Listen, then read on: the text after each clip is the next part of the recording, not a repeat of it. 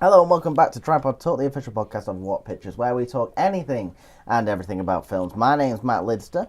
I am your host, and to my left is my co-host, as always, Adil Amoir. Hiya. And my other co-host, to my right, as always, is Miss Sophie Ellis. Hi. Hiya. Sorry, that's your line. That's your catchphrase. Is that my catchphrase? Yeah. I feel like I stole it off one of you guys. What are you? Hiya. Yeah, hiya. If it was mine, it'd be a lot more Whatever. swearing in it. Whatever. I'm going to make the two. You're gonna make the what? I Yeah. still don't He was think I excited about it. He's like, I know the font. Yeah, I do. I know the font. said certain font associates with me in your head. Right, sorry for listeners. I just realised we've not even talked about what we're talking about today. We're going to go into some film news, and we're going to be talking about The Greatest Showman, so stick around if you want to listen to that film, or anything about that film, really. Back to the t-shirt design. Yes, I'm going to get it soon. Alright, I still don't believe I say it, so I'm going to have to listen back and You- actually notice it, because I've never noticed myself doing that.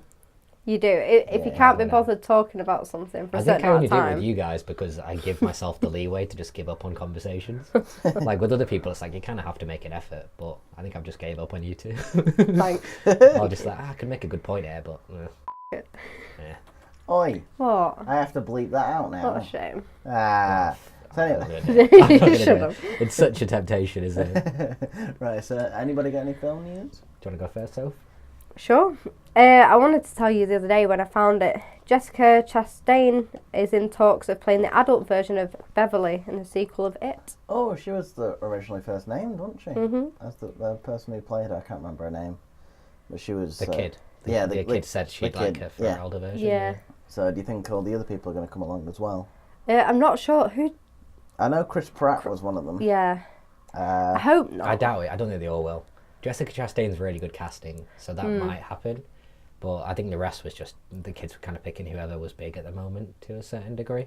Plus, again, having like an It film with just all like really famous celebrities, just I don't think will go down well. I still don't know whether I'm that interested in the adult version. Like, No. It's just going to be like, I think they might do something interesting with it. I don't know, but I think like the reason it's kind of so good in the first place, it's one of those like Stand By Me type. yeah, I'd like, prefer to see a kid's version. Like, just like the I continuation know I'm really of treading that. a line here. This is a careful conversation. No, anyway, There goes yeah. one of my bits of film news, by the way. Oh, did you have Yeah. to say? Oh, sorry. That's all right. I've got tons.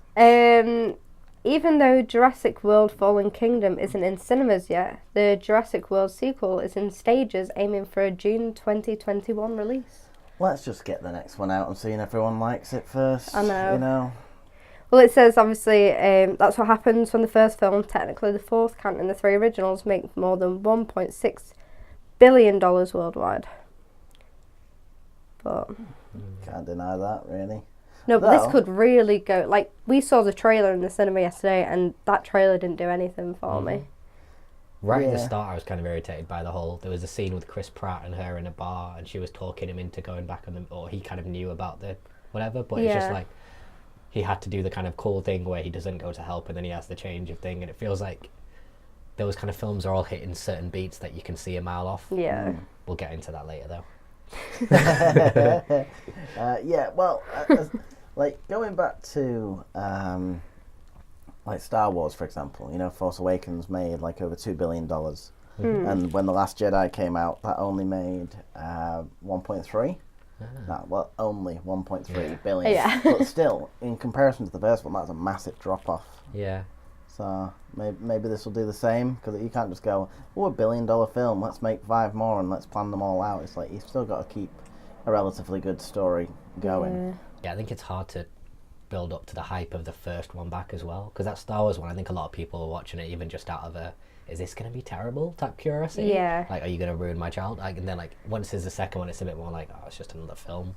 But I think you lose a bit of that kind of like excitement with people. Yeah. I'm not really bothered about the Jurassic Park film. It No, just feels a I'm bit not. manufactured. It's not very. I mean, we'll probably Even watch like the it. Jeff Goldblum popping up and stuff. It's just like, ugh.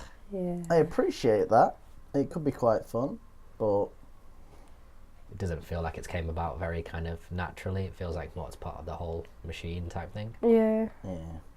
And the last little bit of news, Lego Batman's Chris McKay is up to direct Dungeons and Dragons film. Now I know that doesn't really mean that much to us because we wouldn't really be into that. I wouldn't imagine you would be, Matt. No. Dill, you into Dungeons and Dragons? I wouldn't even really recognise it if someone was playing it. No. The No, me only neither. form of Dungeons and Dragons I know is because it's through two pop culture references. One is because Futurama based like a whole series of like mini films around Yeah, that. I remember that. And the other And- one is Stranger Things. Community as well did an absolutely killer one episode with Dungeons and Dragons. Like maybe one of the best episodes of TV in like the last 10, 15 years. Watched like 9 times. What season was that?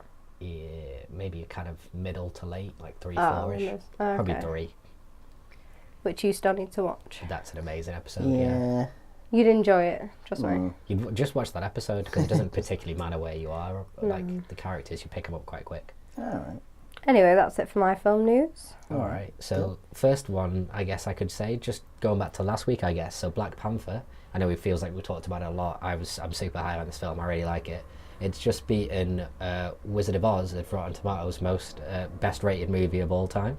No way. Yep. Wow. So it was just tied with The Incredibles for the highest rated superhero film critically.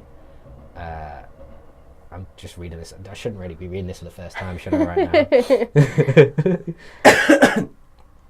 Highest. Yes, it's got 97% based on 310 reviews from people, fresh reviews, which tops The Wizard of Oz.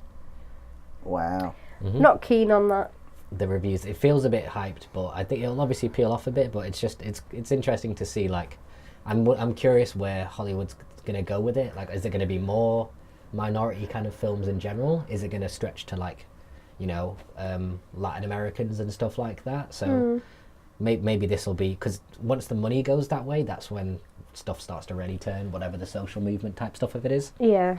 So it's curious about that. I also read there's an article about, do you know, the next Bond film due to be released in November 2019.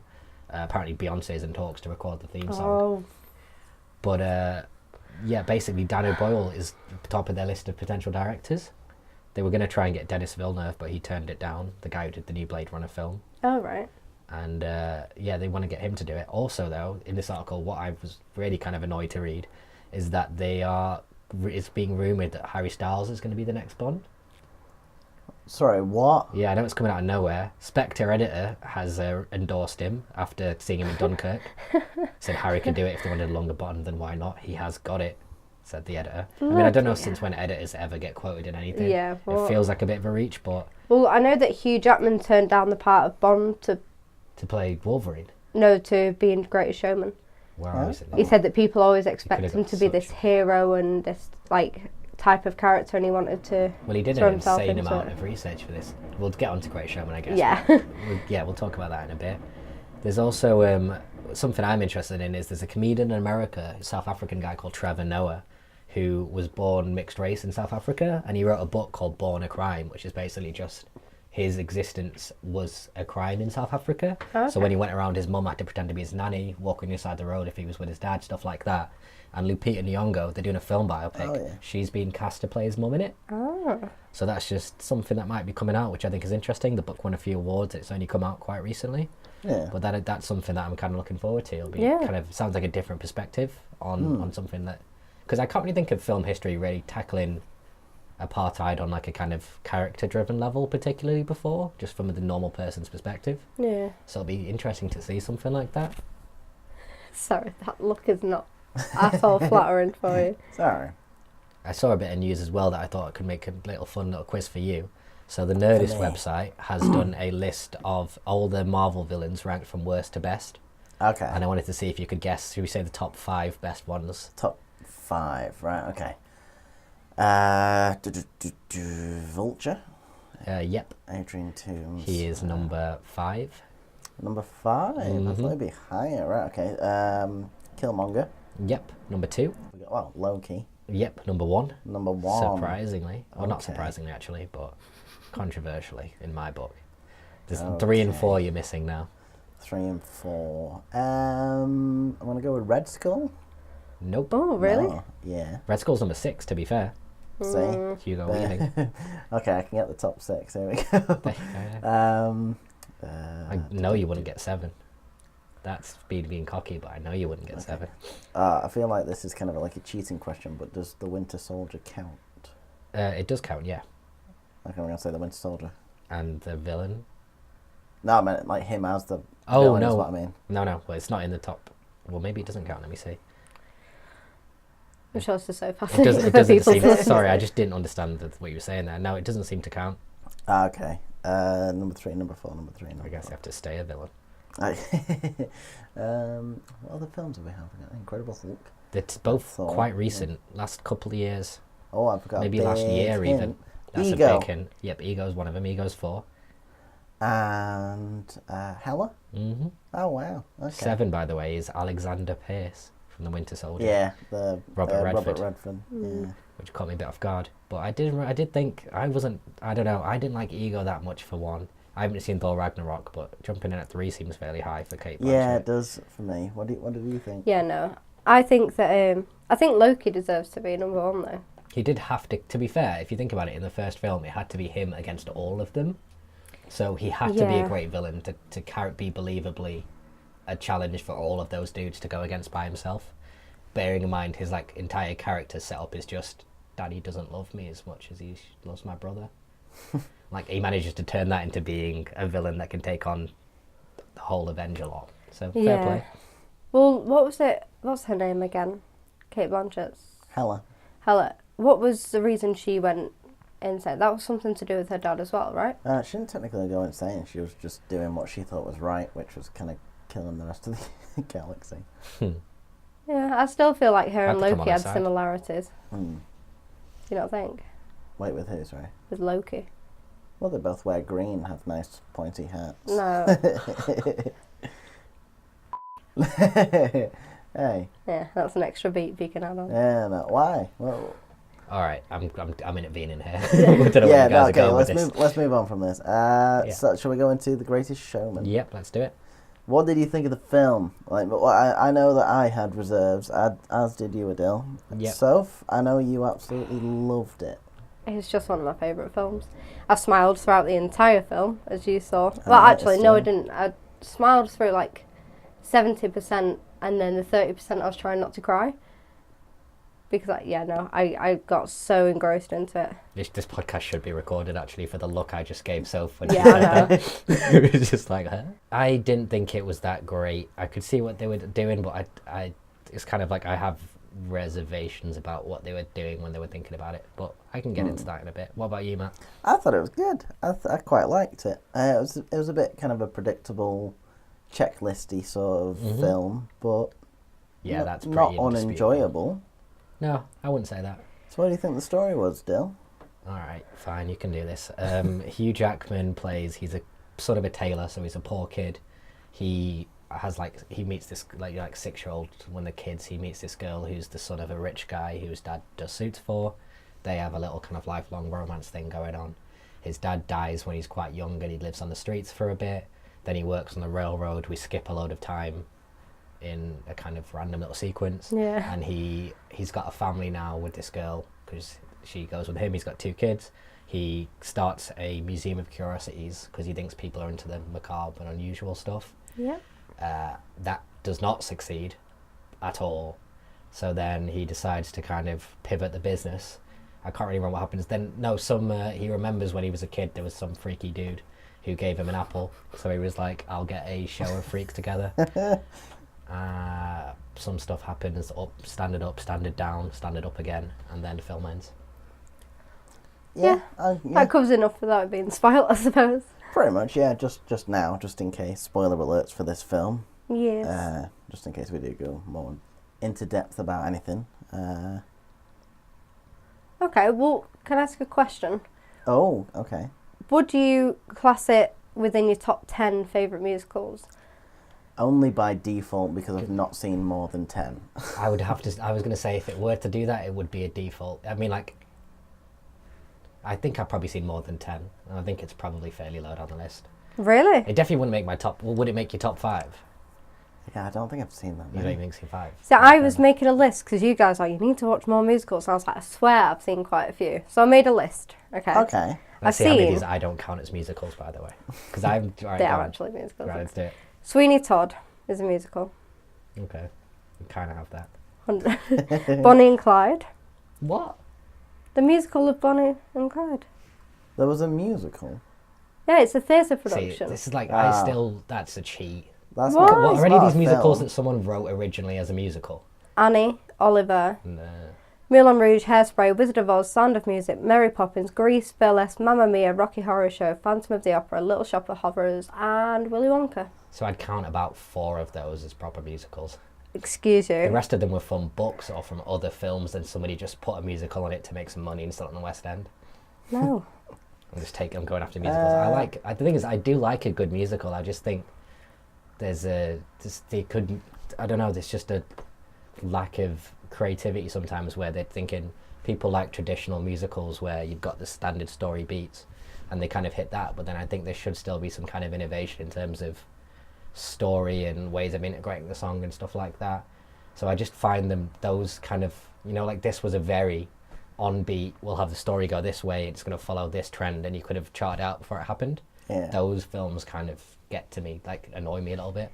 But then there's films of like where people remake things or make a load of sequels, and that lacks creativity. And Yeah, I don't count them as... Well, I don't like any sequels, really. I don't like remakes. They're just proving my point more. I'm just very discerning, I guess. Like, I want something to be kind of something written, purpose, and... Well, speaking of that then, Yeah, what's due out in the cinema that you want to watch? Shape of Water, filmmakers are being sued. Yeah, someone's saying to Guillermo del Toro that he ripped off the idea. Yeah, of Yeah. their play. Someone saying that doesn't mean it's true. And Guillermo del Toro's got enough history of really good creative work that I'm backing him rather than who directed this, The Greatest Showman. I don't know who directed I it. know A Guillermo first del time. Toro and like 9 great films. It was he the wrote. first time director they had to And- get someone else to kind of help him with. Great worlds he built. Yeah, actually, Hugh Jackman met him on a commercial shoot, didn't he? Commercial being an advert. I think I was just copying what I read, and he said he'd get him put in a film. I said he'd have him direct him in a film someday, and they were like, "Yeah, whatever." And then it happened. I'd probably put it in my top 5. Going back to your original question, there are better ones like Willy Wonka, Wizard of Oz. Here's the test: did you prefer it to Moulin Rouge? Yeah, Okay, it's a success. Yeah, but that wasn't hard for me. Like for you guys hated it. I didn't hate it. It was just Listen back on that podcast. You all over that. yeah. well. It's like saying, "Would you rather have syphilis or gonorrhea?" Or it's not that bad. All right, just getting fun. Right, I have a couple of points. Also, just quickly, the first, you're talking about transitions through moments in time with the songs. There was some and nice stuff. shots, actually. Yeah. Yeah, there was some really nice cinematography in this. Mhm. I did know that down. I got a particular shot written down as well. I which reckon I really got the same liked. one. This is cool. Okay. Let's go. But going back to the time thing, this is more for you as well, Soph. Do songs in musicals particularly kind of transition through time? Is that the way they're kind of supposed to be used? Yeah, like as a device. Because there was right at the beginning, it went from him as a kid. By the end of the song, he was married with 2 kids and he was, doing whatever with his life. Yeah. Does that happen a lot in musicals? Not through ones that I've seen. It does. quite a lot. Although in Moulin Rouge, it starts off with in the beginning of Moulin Rouge when he's writing at his typewriter, and then it's got the flashbacks of his dad telling him this stuff, and then it transitions into him being at Moulin Rouge itself. So I feel like music kind of has to transition you into a certain.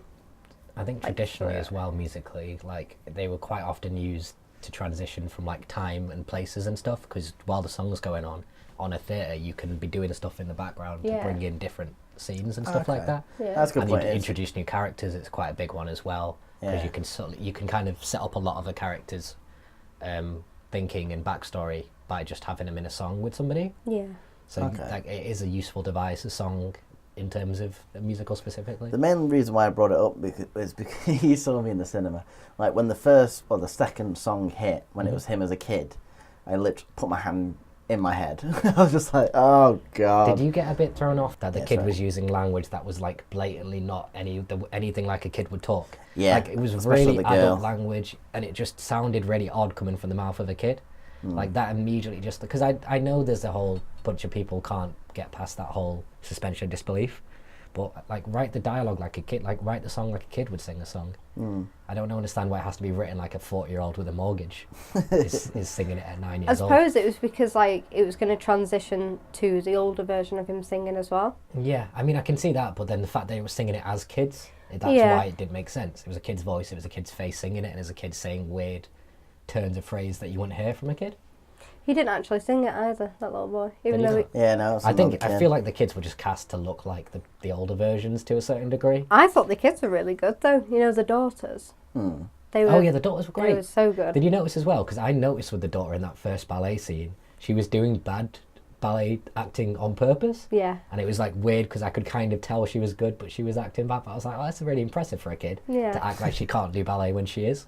Like she was just offbeat a little bit and a bit more clumsy than she would be. But I was like, again, there was a lot. That's one of those examples of every single like thing in this film was foreshadowed incredibly like overtly. Yeah, like you know, there'd be long. You know, so say if Hugh Jackman was doing a thing where he was changing perspective to think about the crowd rather, or like to think about the money rather than the freaks, he'd have him staring into the crowd, and he wouldn't do it subtly. He'd do it 4 times over a minute and a half, so you can like really shunting the point to the audience. And I was just like, oh, I like a bit more subtler kind of stuff, but not the target audience, so it's fine. Yeah, no, I get But there that. wasn't anything that wasn't expected. Like it feels like this could have been, the script is very A, B, C, D, and like even kind of the storyline, the path, the character arcs and everything. I mean, I think that's half the fun of a musical for some people. It's just like Yeah. it's like a safety blanket. You go into something you know and it's comfortable. Yeah. But you just want a bit more kind of there's a bit more diversion in the story. So let's talk about good points. What did you like about the film? I'm going to start with you, Soph, because I know you've probably got a lot of points. Thanks. Actually, I tried to do the opposite and be like, try and look at negatives. But I figured we'll Why probably... would you do that? You know we've got us do here. Yeah. Because then I especially thought that you could see that I was trying to be fair, but hey ho. Because one of the main things regarding the negative thing was we were so expected to follow along with Zendaya and Zac Efron's romance when it was only shown that they were just trying to hold hands after their little like glimpse looks at each other.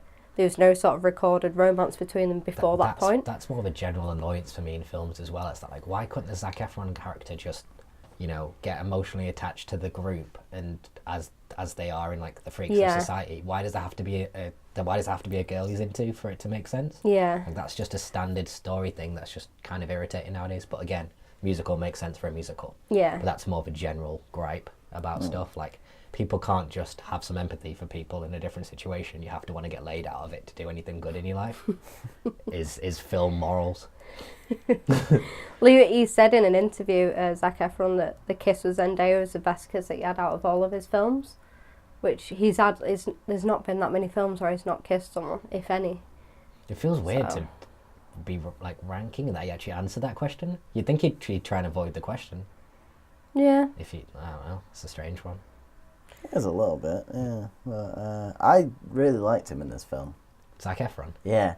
I noticed, like, as soon as he kind of came on and he did that song at the bar with Hugh Jackman, that was beautiful choreography. I really Yeah, liked the third guy carried that for me. I love the barman. He was great. it. Yeah. Because he kept the whole thing ticking over. Yeah. And I think, I don't know if it was just him in it or his character or whatever, but I really started to enjoy the film more once he was more a part of it. Oh, really? Yeah, I think that was the turning point for me because I remember thinking, oh, okay, yeah, I'm behind this. Because you got new beefcake talker. Yeah. Well, he is a beefcake. Have you seen him? Yeah. This is like the third time she said. See, I wasn't too fussed about Zac Efron. I enjoy him as an actor, but I don't think he brought too much into it other than the fact that he was part of that romance thing. But yeah, so because he's mainly there sort of to carry on from Hugh Jackman's character, I understand that, and to follow the rein, and because he has to have that romance, but I don't think he brought all too much into it. Well, I want to transition that into a question that I've got actually, because his character is an amalgamation of like a load of different characters in P.T. Barnum's like real life. Yeah. And it was kind of a question on adaptation. I know we talked about it a little bit before, But P.T. Barnum himself has quite an interesting life that I've kind of read upon, and like certain bits that I'll get into in a while. Sorry, I just had a stroke there. Shake it off, you good. How much adaptation is too much for the sake of a film?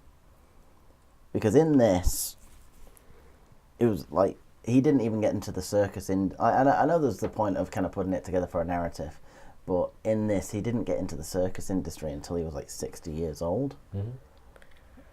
Yeah, but again, if it was like a biopic or something like that where you expect something to be true to the story, whereas a musical, like Bill said, it's a safety blanket, it's going to be something that's exaggerated in more forms other than It's a strange one though, because I agree with that to a degree, but then it's just like, this is this guy's legacy to our generation and a bunch of generations. This is what they'll think he was.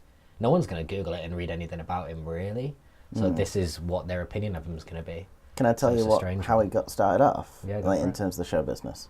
In 1835, when he was 25, he began his career as a showman with his purchase and exhibition of a blind and almost completely paralysed slave woman, Joyce Heth, whom an acquaintance was trumpeting around Philadelphia as George Washington's former nurse, and to be 161 years old. Though slavery was outlawed in New York at the time, he exploited a loophole that allowed him to lease her for a year for $1,000, borrowing $500 to complete the sale. Heth died in 1836 at no more than 80 years old, and near the end of her life, Barnum had worked her from 10 to 12 hours a day. And after her death, he hosted a live autopsy of her body in a New York saloon. Jesus. And spectators paid 50 cents to see the dead woman cut up as he revealed that she was likely half her purported age. So you're saying you want them to... I'm just saying, like, I'll lead it into a point in what I was saying about Zac Efron. Like, obviously they didn't include all that because it's a musical and stuff like that, but if they're going to base this on his life, there is no such man as Thingy, I can't remember his first name, Carlisle? The guy is supposed to be called Bailey. And that's Barnum and Bailey Circus, which is the circus that was found. And considering they made the whole point of being partners and stuff like that, you'd think they're just going to name the character after him. Well, so why make that... Because that's a specific change that they made. See, to me, it more feels like somebody thought P.T. Barnum was like, oh, I can write a musical about that, and then wrote a musical off no research. Like, they just did not have any regard for his actual life or work, and they were like, we're just going to use a name. All I would say to that is it feels a bit just using in general, because why not just do a general musical and not attach P.T. Barnum to it? That's why I thought. Or just change the name of the character and have everyone kind of know it's about Barnum.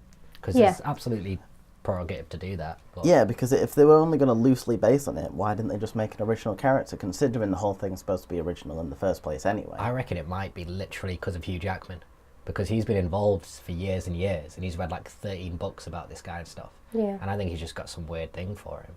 And like, he wanted to play P.T. Barnum.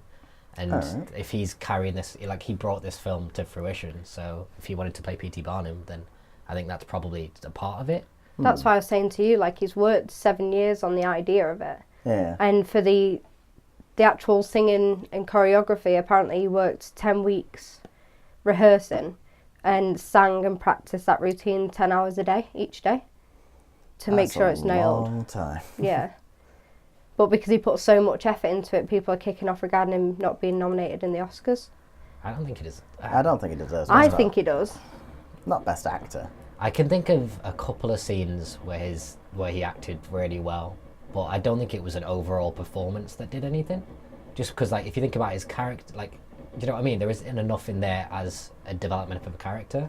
There's a few moments where he was doing some good stuff, but I just don't think there was enough. Like, it's not a fully fledged, diverse character enough to get you an Oscar nomination now. Do you think that's down to him or down to the fact that it's a musical? Because again, you're very limited on the kind of things you can portray. I don't know though. Like, you can do a lot in a musical. It's just you don't. It depends the kind of musical you see and what the angle it's going for. That's fair. I preferred his acting to. You're gonna really disagree, but the guy in the Darkest Hour. Gary Oldman. I'll see you. All right. It's fine. I have a different opinion, yeah. Yeah, you have a different opinion. Yeah. It's okay. Speaking of actors being underused or overused or whatever, in terms of, I thought Michelle Williams was very underused and underutilised in this film. Well, she's a better actor than he is. Yeah. I can fairly comfortably say that She was in objectively. Shutter Island, wasn't she? Yeah. Yeah. And she's in Venom. I think he'd It's say coming she's a out. better actor than he is. Like, if you've seen the stuff she's done and like the back body of work she's got, She's got a nice voice as well. yeah. Mm. She I was think very that was, subtle. I liked her in it. She was good. She didn't kind of overdo much. What did you think of Rebecca Ferguson? I thought she was really good. I did spend. Hang on, sorry, we've got Yeah. a siren in the background. So, what have we been doing? Sorry, what were I we had a saying? point. Oh, now it's got louder. It's getting apparently. closer. It's- They know. So what did you think of Rebecca Ferguson? I thought she was good. I think him and her romance again. They oversold it a million miles. Like they started doing the whole eye contact thing that they do in films that like sets up a Yeah. romantic thing, and it was just like you could have been a bit more subtle about this, and it'd be more effective rather than being like the minute he saw her. It was like the minute he saw her in England, it was like okay, so he's gonna do something with her at some point. Yeah. Yeah. Like it was no question that wasn't gonna get romantic. So maybe there could have been a bit more disguising with that. Well, I know that in, like, her as a real person, the reason that she went on tour and did so many things was because she knew how much money she'd raise for charity, Yeah, in comparison to her going off in a puff because he was leaving and rejected her. because So they did they downplay made her. the charity point, and then they just kind of immediately just threw Left it to a it. side by making it all about Yeah. Hugh Yeah, Jackman. I would have liked to have seen, like, and I know the reason why they added it in as well, because it's like, make the narrative go further along. You're supposed to have this, conflicts and stuff when he comes back. That's the thing that's that he his has to betrayal deal of with. those people. That's why she Exactly. was in there. But I saw that coming a mile away. You could see it from like the look they gave her when, Yeah. they were in England, and then I think I would have just liked to have seen more of a consequence in the film, because it was like that ticking of the box. It's like, okay, this has happened.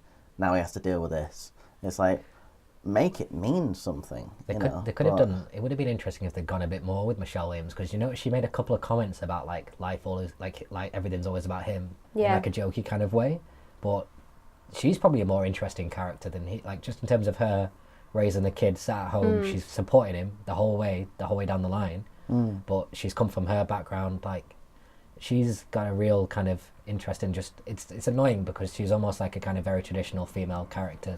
Yeah. Sit at home, pop in to kind of when he has to have whatever, but there wasn't really much expansion on that. Yeah. I think the other thing that people were annoyed about was when Zac Efron and Zendaya started dating, and she said she'd never been to the theatre before. And they were walking up and his parents came down. Yeah. And people are saying it's annoying how they're not using the fact it's her race that they had an didn't wanna issue say with. that, yeah. Yeah, not one point did they make any sort of comment about the race, and they just assumed was it was just a because she was at circus circus and stuff.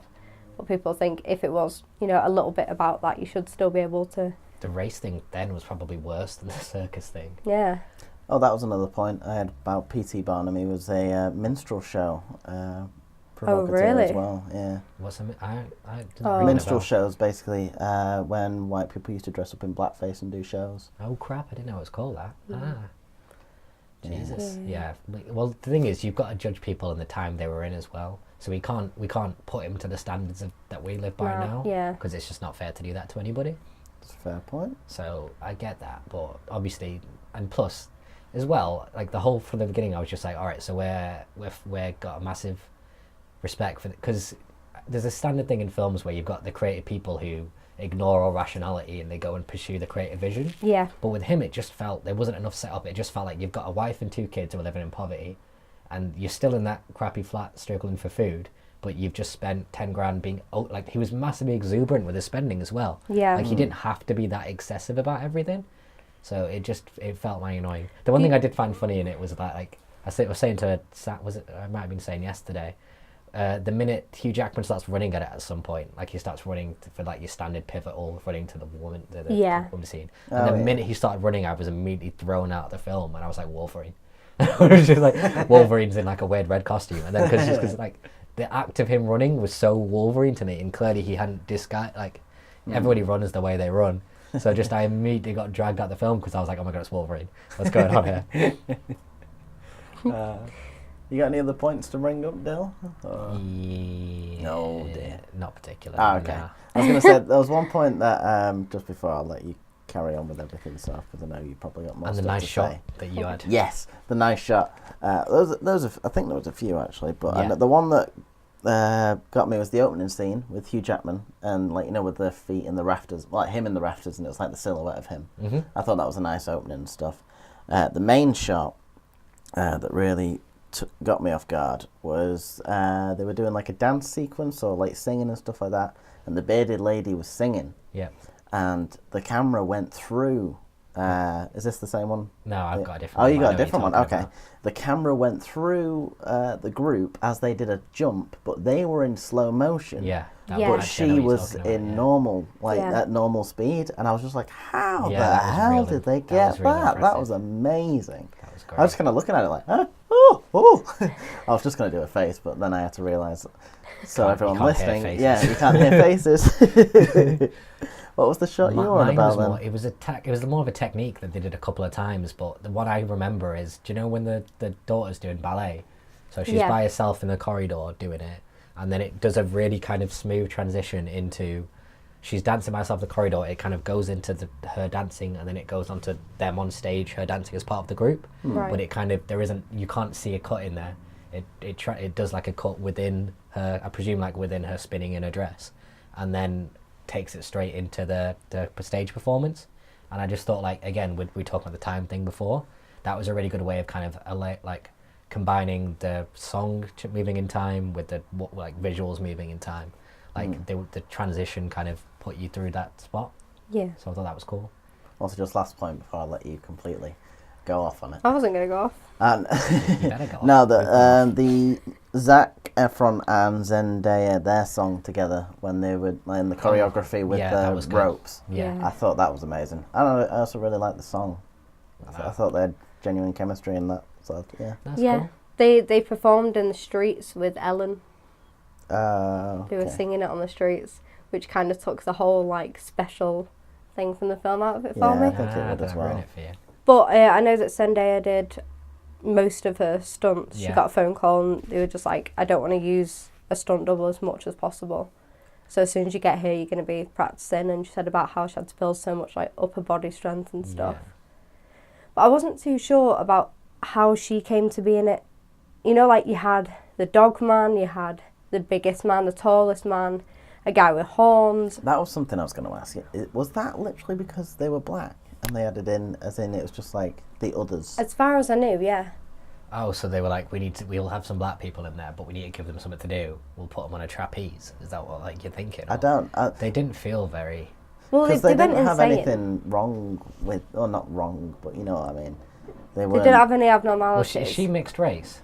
Yeah. Because I mean, like I'm thinking what kind of mixed race, but clearly that would have been Yeah, a and her real- partner was black as well, so... yeah. But even just the I thought fact that the was- fact of her being mixed race would have been like a different thing back then. Like Yeah, you won't have seen so- mixed race kids about because they would have been killed. But again, if that was the case of them, like, being in there because of their race, you would have thought people would bring that up at some point.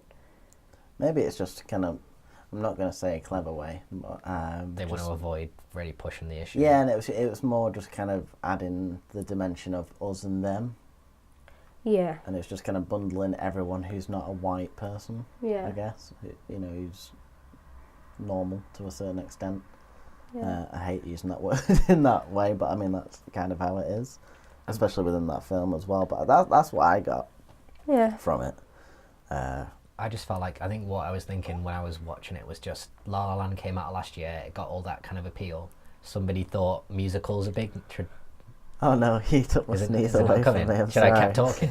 Yeah. I messed with your sneeze I'm rhythm. so sorry. No, yeah, Please like- continue. People must have thought, oh, traditional musicals are back in. We'll make one of those with like a nice straightforward story and just like a real happy old musical. But I think they kind of missed out on all the kind of subtlety and character work and like really good writing in La La Land, and it just felt a bit kind of basic to me. Fair enough. And then like I read afterwards that it was La La Land lyricist wrote for the songs. Yeah. So like I can see, it doesn't surprise me that there was kind of a crossover with the two because I can see how they came out of the same thing. Yeah. I was reading, you know how you said you couldn't help but feel like it was going to go into like a generic pop song. Oh yeah. Like when it came out, apparently I was reading the comments on one of the soundtrack things on YouTube. Someone said during one of the songs they expected a Pitbull song to come after a certain There was point. a certain song that says something like something about love, and then I was like, I'm sure this is an awful pop song, and I was like, where's it going? It's like, yeah, it would have been like Pitbull or like something terrible like that. But yeah, every song I kept thinking they were going to go into like a kind of pop type song, just giving it a musical vibe because it had that kind of musical feel to me. Yeah. I was obsessed with it. I was so happy. I don't think I've smiled so much coming out of the cinema in the past couple of years. Yeah, you were proper buzzing. I loved it so much. I think it's because I said it to Matt like a year or so ago. Whenever I go to the cinema or theatre, it makes me feel like I want to be more creative, and I've wanted to work in like painting structures in theatres and stuff. So seeing that just makes me want to do it even more. Yeah. So I think it's kind of hits me in a different place because I want to be involved in that. Personal. Yeah. Speaking of changing lives, shall we take this into the 5-star movie review? Sure. Is that a good segue? No. Yeah, it was all right. All right. I mean, Question 5, you meant? Yeah. Yeah. But have you got any more to say about it? Sorry. No, I'm not gonna gush over the film. No. You sure? But overall, loved it. Yeah, amazing. I thought it was good. I wouldn't say that I wouldn't watch it again. Huh? I've been trying to find people to watch it with me all day. No, not so soon. Like if it was randomly on TV or whatever, I don't think I'd skip the channel. There's a sing-along tomorrow. Dill, Yep. passable standard film, passable standard music film. Yeah. Yeah. Yeah. There was I a think trailer. I got spoiled, and I want like better stuff from films now. There was a trailer called A Wrinkle in Time that will be coming out soon. And I turned to Dylan and I was like, what would you do if I made you watch? And he was like, I'd chuck you out of a window. So I know what kind of films you don't want to be watching. Yeah. I mean, just luckily I don't for like you. where you can see everything coming. It's just like, why am I wasting my time with this? Yeah, And I get get that. like I get that it's like because I get like, do you know everyone has almost like, do you know when you're hungover or something, you watch a film that cheers you up and it's just like relaxing and you can settle into it to rhythm. I don't have that with those kind of musicals. Yeah, So I get why other people can, but it's just not there for me. that's fair enough. And I just want a bit more kind of creativity in terms of the storyline and catch me off guard with what's coming. Catch me off guard. How about it? Sure. I think for the next couple of weeks, you won't have as much like negativity because there's a lot of films that you guys want to watch, I think, coming out. There's like necessarily. Lady Bird, Call Me By Your Name, Shape of Water, Red Sparrow, Tomb Raider. I want to see them, but they might not necessarily be good. Yeah. Yeah, I suppose. Well, I think we've just had a really lucky streak films. recently, like over like the last 5-6 weeks. Yeah, Yeah. I'd say so. Anyway, speaking of 5-star movie review. All right, nice. There we go. I'm segueing. He's done it. Right. Segue. Oh Right. dear. Sorry. Yeah, Did that not deafen you? Nah, well, it's a bit screechy, so I do apologise to the listeners. But yes, the 5-star movie review. We asked five stars. We asked 5 stars. We asked 5 questions. Get on the phone. about a film. If we all agree and answer yes, that film gets a star. For each question, the aim is to get 5 stars. I'm genuinely open, by the way. I'm not just going to like crush this film. I'm going to be serious. Okay. Okay, question number 1. Oh, sorry, that sounded a bit weird. Question number 1. Does the story make sense? Yeah. Yes. I was really expecting you to go, no! Well, it's hard not to. There's like barely yeah. a story to it. He's taking shots now. He's taking shots. Why would that throw I shade did at just me? say I was being serious, and then I immediately took a shot at it. I don't know why. I can't help myself. Made sense. About this guy who wants to be a showman, ends up becoming a showman. Mm-hmm. There we Yeah, go. pretty much. Did the film have a good ending? How'd it end again? It ended was in with the ballet. him, Going to went Barnum to giving power of the circus over to Bailey. Oh, not Bailey, sorry, that's the real Zac one. Efron, and he went. Yeah, to Zac spend time with Efron, his kids. Carlisle. The And only then- thing I didn't like about that actually is because for once he was passing that thing off to Zac Efron, Mhm. yet when he was sitting watching his child, he had that end bit of the song, which still made it a bit more about him, even though he just passed it on. Yeah. But overall, I liked it. Yeah, it didn't feel like enough had happened to make him have that real change in character to really, you know what I mean? Like he didn't. Yeah. There wasn't enough consequence in it for me. To the ending. I mean, I liked the little elephant bit. That was a little shock, but I don't think I liked the ending overall. I could give it a half. It wasn't bad. Sorry, there it is. There we go. Sorry about I'm glad it's not me for one. that. I think I'm coming down with something. Yeah. This is not good. So, yes or no? Sorry, good ending. Yes. Half. half. Although, to be fair, if both of you say yes, then it's 1. Yeah, I'll give it the yes. Cool. Just because... I'll give it the yes. I'll give it the yes. Just because nice simple story rounded off quite nicely. That's true. Yeah. Yeah. I think maybe it's because we've been watching so much, I mean, apart from Black Panther, because that was just like a superhero film, but we've been watching quite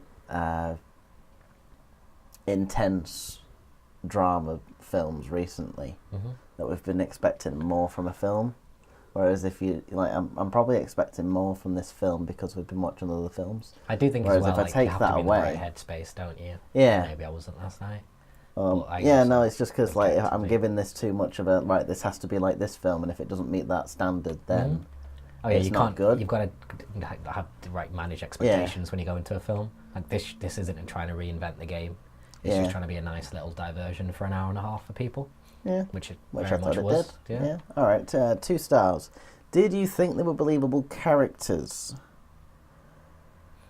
I'm gonna say yeah. Like I think that it would have been a bit more interesting if you could develop him a bit. But he had all his inadequacy was based on his dad being poor, and like everything was kind of set up very clearly on screen and reiterated multiple times, so anybody could work it out. Yeah, I feel like they're believable characters because they're such generic characters with the family and the woman And that's the rich guy who wants to like everybody was pretty there. Yeah. I mean, I've already been outvoted here, but I was going to say no. Mainly because they are those generic characters, and for me, that's a bit too probably two-dimensional than what I would want a character to be. So I'd kind of see those stereotypes in the terms of this is them, that's us. Because it's a weird measure, believable. Or did you believe in the characters, I guess? And because they kind of labelled them off a little bit than what they should have been, where they could have developed characters further in certain parts where they didn't. I mean, I've already been outvoted anyway. Case made. I'm going down. No, what would you do? What would you seriously give it? Would you give it half? I don't know whether this half thing's like I'm giving too much leeway, but I like giving half because I don't want to. Like the characters did, as a stereotype, they made sense as a stereotype. They followed the through line. They were believable in that sense, but there wasn't like a. Do you know there's sometimes like a strange level of detail you get where you can tell it's a real person. Just little weird mannerisms and little weird kind of ways of thinking and stuff. And there wasn't anything in there like that to really separate them out as an individual character, like being studied as a character. See, for me, I think I'm still going to give it the full no, mainly because of Barnum himself. In the fact of you see like this quite selfish guy, I guess, always trying to go for himself and trying to better himself and stuff like that. So to believe at the end of all this, like the kind of the message is that he's empowering these people who are different because they are different, sort of thing. I wouldn't believe that he'd think that. Yeah, because I believe he's just kind of like, oh, I'm down on my luck, this is going to work because these guys have paid it for me, this is a gamble for me that's just kind of paid off. So, and to kind of see that turnaround, I'm going to give it 0. Sorry, no, 0. I'd still give it a star. If you want to give it a half star, maybe then we that's do half straight star down in the middle. Yeah, I would say that because that was what I was saying when I was mine was like, I believe them because they're a stereotype. I don't think there's much to it. Yeah, that's worth a half to me. Okay, fair enough. So 2.5 stars we're on. Question number 4: did the film achieve diegetic absorption? Were you involved or absorbed into watching the film? Yes. 100% yes, you are over there. For me, sounds like I'm being like a real downer on it. There were only a few moments where I was specifically taken out of it. And because it was less than a handful, I'll petition for the half star plus. If you want to give me a really convincing argument, I'll give it the full star. Yeah, go on, self-campaign. It's hard to give it an argument when it's something that when you're the one that's getting into the film, because again it can be down to preference, can't it? This is the most individual star to give, I guess, in terms of personally. You can't really build a case on something where people have. I was not really. Maybe give it the half star in the middle again. So I would say no, I wasn't absorbed, not really. There was just lots of little bits where I was like, oh, come on, you can do better with the story than that, or come on, you can be more subtle than that. And it's like, don't show me that don't show that shot for 15 seconds. You could have done it for 2 and I would have got it. Like, so would most of the world. You don't have to look down on everybody. Also, I don't know if it was just because of the way or where we were and stuff like that, but I felt I was much more distracted in the cinema this time than I have been in any other film. I think it's a bit different being like maybe it was like a guy watching a musical with a packed room and you can just feel people reacting and stuff in the background was affecting you, because I could tell like I probably would have been able to be more comfortable watching it at home. Yeah. Yeah, maybe. Although I think for me, I think I prefer watching it in the cinema because the way that the loudness of the music can get to you, it kind of goes through you. Yeah. Well, not through you in a bad way, but through you so that you can genuinely feel it. Yeah. So I think as well, sorry, just because a lot of the people that went there were pretty young to the cinema, and because they were all sort of like our age and younger, of mainly women, and they were all like laughing along really loud or like getting chuffed over it, and you guys were just sort of like... Because I saw you guys cringe more than once and just put your head, like hand in your head, and I think you put a hood over. I put my hood up and like try to cover my face. That was a real bad bit. It was just it got a bit like, because even the emotional moments for me just didn't ring true, because again it might maybe bring it back to the characters, because they didn't feel like real people, because they weren't really explored on that level. Yeah. When there was something that might be emotional, I was just like, this isn't a person in my head. There was nothing that connected me to them in like a real, actual individual level to be like, I understand the way that they're thinking and the way that they are. Yeah. I think if I wasn't that much of a mess that cries at literally everything, I might not have cried, but, you know. I'm happy to give it a half star. What was the question again? Absorption. I'd say none. I don't think it's... Because absorption's asking for a lot. To actually go into a film and be truly absorbed for an entire film is rare, really. Most people are like thinking about their phone or whatever it might be. And this just wasn't close to really dragging me in for long, that I wasn't thinking about my phone all the time, or what I've got to do later, or being hungry again, or whatever it might have been. And all of those things at once that were going through my head. So it just wasn't I wouldn't be able to give that one the half star, because it's quite a high standard in my head to get a half star. Well, the fact that I didn't think about food at all during that film. Well, there you go. And, Good Lord. Lord. I was just, yeah, I know. I'd 100% give it one full star. Well, are we alright to go down the middle with the Yeah. half? Yeah, I'm fine with that. Yeah. I mean, we're definitely not going to get one for the end one. So what are we on now? 3.5? Just 3 stars. Just 3 'cause stars. we're given half star Yeah, for each. that's... Which I feel is quite fair. Well, what's it's the done a fifth lot question? better than most other films. Change your life. No, I mean, Yeah. we didn't even say it. So, Yeah. well, yeah, sorry. Question number 5. Did the movie change you? Or did it change you in any sort of way? See, you can petition for a half star here. I can, but again, it's more of a personal level, so it's nothing that you guys are going to But be able to be fair, like, the change your life thing, it's such a high standard. If you could make a compelling argument for how it had changed your life, I would be... If a film can do that in a way that I can understand how it could and how it could do it with a lot of people, I'd be happy to, like, give half a star or star. Based on... There it is. Based on the it, wheeze. See, again, I think it'd be too difficult to... Sorry, you said wheeze. to petition, because obviously I mentioned before regarding me wanting to be going into theatre. To you, do you think it had a kind of It's more of more of a push to me, and it's that experience that you hold with you to make you pursue where you want to go. And that soundtrack has made me happier than I've been in a very long time just listening to it. So, I don't know, I think to me, because I'm into soundtracks anyway, and they're my sort of go-to. No. Oh my god. I know, I think we should watch it. No, It's we on might Netflix. kill us. Well, I cry a lot. Yeah, and if like you're this like a bullion about this film, La La Land might, like, because it's such a next level film to this film in terms of its construction. Like I guarantee you the first 6 minutes you would think was more impressive than that entire film. Oh, really? I guarantee it. It's on record now. It's a really but it's got thing in it. Have you not seen it? No, I've not There's an seen it. amazingly choreographed intro. There's Is that a where YouTube the cars are? Yeah. Yeah, I've seen the opening. I don't like, what's his name? Ryan Gosling. Yeah, can't stand him. Why? I just don't like his face, and he just looks moody on so many interviews, and he just... No. I'm not a fan of him, so I feel like that could... This has probably been the most I've disagreed with anybody's opinion in ages. Really? Because I just, Just said on Hugh everything. Jackman was over. I mean over this whole the episode. entire- Yeah. entire Just been thing. dropping just stuff that absolutely at odds with my belief every few minutes. Must admit, I'm not a big fan of the goose. No. Gosling. I saw an article the other day that was basically the theory behind it was Ryan Gosling is actually an underrated and one of the best actors of his generation, because even though it seems like he's just looking moody and everything, if you watch something like Drive or whatever, he's telling you a lot in very subtle things. And he also so specifically for that video, it talks about him being movement, and he does a thing where he arches his eyebrow and he does a little smile, and it shows him doing that in a bunch of different films, because you can only do so much with your face, but it shows like minor differences in the way he moved his body that gave that expression an entire different impact. And just like that as an illustration of, because I think technically he's a really, really good actor, it's just you have to be paying attention. But even in interviews, he's very... It depends. He can be, if you see him interviewed by the right person, he can be kind of, he's funny and kind of like a bit offbeat and weird, which is again like something more. See, I can't really talk about Drive because when I watched it, I hated it.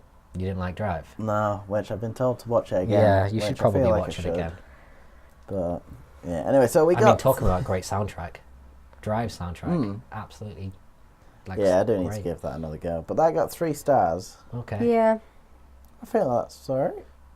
I mean, it's got half a star better than The Shining. Oh, you absolutely joking? I'm offended. I'm disappointed with myself as like a film fan. Yeah, me to too. let that happen. Oh no! What a I'm gonna go shame. run under that train. Speaking of, shall we end the show there? Speak it off. Yeah? Oh, Is that, God. yeah? Yeah. No? Alright, okay. So thank you very much for listening to this podcast. We do appreciate you listening, especially if you got all the way here. Quick, give me a hashtag for someone to comment. hashtag whatever. Hashtag whatever. I will make you a t-shirt. Dill's getting one this week.